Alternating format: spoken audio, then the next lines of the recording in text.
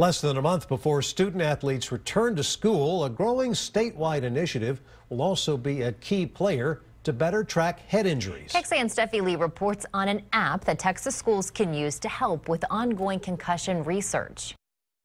All the way through. Texas student athletes are pushing through these hot summer days, preparing for their upcoming season. We're very interested in how often concussions are occurring, and it turns out that actually nobody knows. Brain injury researchers at UT Southwestern are tracking concussions in athletes at Texas UIL schools through an app called Con-Tex that provides a checklist of sorts and a means of reporting the injury. Are they happening in practice? Are they happening in games? Are they happening more prevalent in female athletes or male athletes, or in this sport or that sport? Finding out if there are best practices that could be used to minimize return to play, return to learn times, maximize recovery. This work first started in North Texas schools, but Dr. Monroe Cullum says it's now expanding statewide. We've got about a third of schools signed up so far. In the nearly 1,200 cases they've studied so far, researchers are learning. It seems the female brain may be a little bit more easily concussed than the male brain.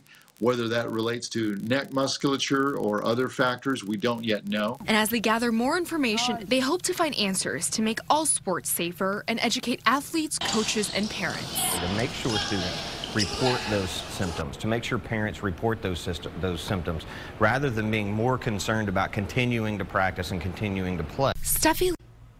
That was Steffi Lee reporting. Latest numbers from the CDC show there were around 640,000 traumatic brain injury-related emergency department visits in 2013.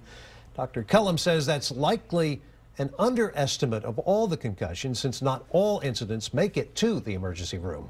And we did some digging today and found another test that's been helping schools develop a course of action before a concussion even occurs.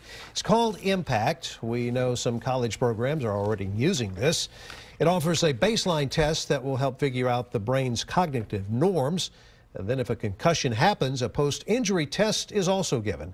After comparing the data and using other resources, it helps doctors and schools decide the best actions to take to help an athlete recover and get back to action.